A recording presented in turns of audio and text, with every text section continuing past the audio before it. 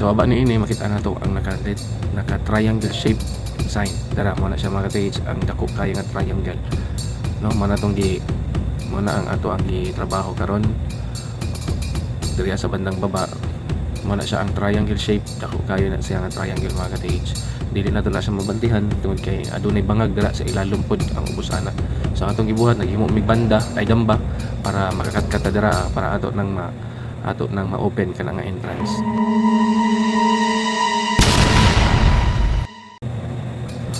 So ang mana tong gibuhat karon naghimo mig damba para ato ning matiltilan ning triangle sign. So asa atmo sa triangle sign mga ka-TH natin makita nga sign pod nga usa ka face sign. Mo siya ang duha ka mata nya sila lalom ni ba nga nagkatawa. So pasabot ana ka-TH pag once ang face sign nakita nimo nga naidunay duha ka mata o nagkatawa pasabot sayon lang kana siya. Pero sa mo sa mga experience dili gyud sayon ang pagbalbag sa triangle sign mga ka-TH, dili lisod gyud ta.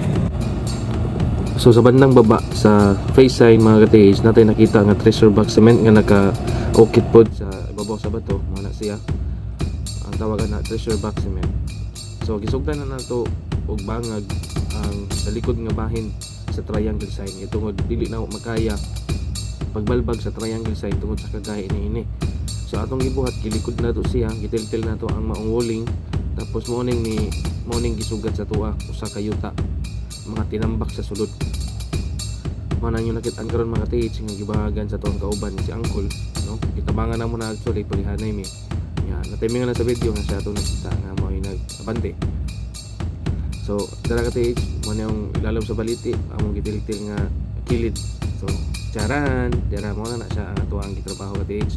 Wala may kabalo nga amo na yung gitrabaho. Tunnel di siya, hidden tunnel, nga closed tunnel.